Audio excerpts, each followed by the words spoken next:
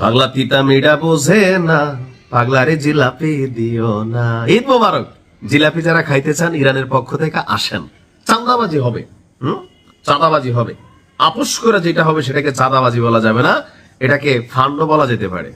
ভাবা যায় ইরান আজকের দিনে গত এক সপ্তাহ ইরান যেভাবে ফরফর ফরফর করে উঠতেছে, সামরিক সক্ষমতা, কূটনৈতিক সক্ষমতা, এমনকি ইরান, আল্লাহ পাক ইরানের এমন একটা জায়গায় আসলে এই রাষ্ট্রটার আল্লাহ জন্ম দিছে, অনেক অলিয়া উলিয়া কুতুব গাউস এখান থেকে জন্ম হয়েছে, নবী রাসূল। এটার একটা প্রাকৃতিক ভাবে মানে এটি জায়গাটা একটা গুরুত্ব আছে। এই গুরুত্বটা কি? হরমুজ প্রণালী, বুঝছেন তো? অর্থাৎ সারা পৃথিবীতে যে মানে পশ্চিমাদের যে তেলের রুট বা বাংলাদেশ সহজেই আমরা জাহাজ চলাচল করে, তো এক দেশ থেকে আরেক দেশে যাওয়ার জন্য বিশাল একটা তেলের খরচ হয়। হরমুজ প্রণালী হচ্ছে শর্টকাট, লাইক ফ্লাইওভারের মতন। এখন এই হরমুজ প্রণালী দিয়া তেল সব সালারা কিন্তু নেয়। ভাগ্য ভালো এই জায়গাটা ইরানের হাতে আল্লাহ দিয়া দিছে। এখন পুরো বিশ্ব জুড়ে তেলের সংকট, তেলের জ্বালানি পশ্চিমা রাষ্ট্রগুলোতে দ্বিগুণ বৃদ্ধি পাইছে। তারা তো পড়ছে বিপদে। আমরা তারা না হুন্ডা টুন্ডা গাড়ি চালাইতে ইউজ করি, কিন্তু ইউরোপ আমেরিকাতে আমরা যে সকল দেশে ছিলাম সেখানে রুমটাকে ঠান্ডা রাখতে এসিতে হয় না, সরি গরম করতে এসিতে রুম ঠান্ডা হবে, কিন্তু আমাদের ওইখানে ঠান্ডা বেশি, রুম গরম রাখা লাগে। এরপর শিল্প কারখানা, ইন্ডাস্ট্রিয়াল হেভি একটা রাষ্ট্র, এই প্রত্যেকটা রাষ্ট্র, তারা পড়ছে বিপদে। এখন ইরান এই সুযোগটাকে কাজে লাগাইয়া করছে কি, বিশ্বের জ্বালানি করিডোর হরমুজ প্রণালীতে চান্দা বসাইছে ইরান।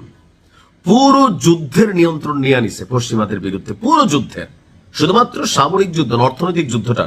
এই সমুদ্র পথে যাতায়াত করতে এখন থেকে ইরানকে আগে জানাইতে হবে এবং অনুমতি দিতে হবে। বাড়ির গাড়া দিয়ে যাবেন গা, এই লাইন নাই। এখন ইরান বলতেছে যে শুধু এমনি গেলে হবে না, অনেক দেশে, বাংলাদেশে মাফ করছে আলহামদুলিল্লাহ, অনেক দেশে টাকা দিতে হবে, টোল দিতে হবে, এবং কি এই জন্য নতুন পদ্ধতিও একটা তারা চালু করছে। হরমুজ প্রণালী দিয়ে নিরাপদ যাতায়াতের জন্য ভেটিং বা যাচাইকরণ ব্যবস্থা তৈরি করেছে ইরানের ইসলামী বিপ্লবী গার্ড কর্পস, আইআরজিসি। আমাদের দেশের সেনাবাহিনীর মতন না, তাদের দেশের সেনাবাহিনী অনেক কিছুতে আগানো, অনেক, আপনি মানে কল্পনা করতে পারবেন না।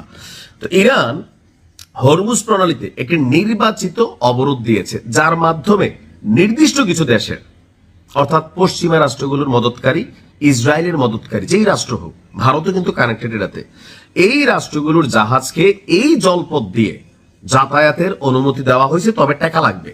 আর কিছু দেশে ফ্রি দিছে।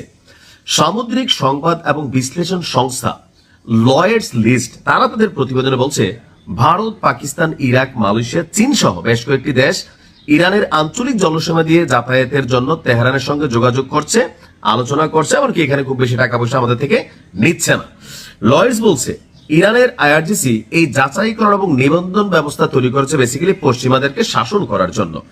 এখন পশ্চিমা রাষ্ট্রগুলোকে এই জায়গা দিয়ে যাইতে হলে টাকা দিতে হবে। এক জাহাজ থেকে নিচে $20 লক্ষ, কত কোটি টাকা চিন্তা করেন। এখন আন্তর্জাতিক বাণিজ্য এবং সামুদ্রিক আইন বিশেষজ্ঞরা বলছেন এই নতুন নিবন্ধন ব্যবস্থা আসলে পশ্চিমাদেরকে ঠাপানোর জন্য, তবে এটা লং টাইম চলবে না। আমরাও চাই না ইরান সবার সাথে বন্ধুত্ব থাকুক, এটা সারা পৃথিবী ব্যবসা বাণিজ্য করতেছি। তবে এখন ওই যে ট্রাম্প বলতেছে যুদ্ধটা বন্ধ হওয়া উচিত, 4-6 সপ্তাহে গোটায় ফেলবো, আমরা আলোচনার পথ খুঁজতেছি, আমাদের মিশন কমপ্লিট, বুঝতে পারছেন তো? ঠেলার নাম বাবাজি। সব সালারার এক জায়গার মধ্যে ইরান ঘোল খাওয়াচ্ছে। Best of luck. আসসালামু আলাইকুম।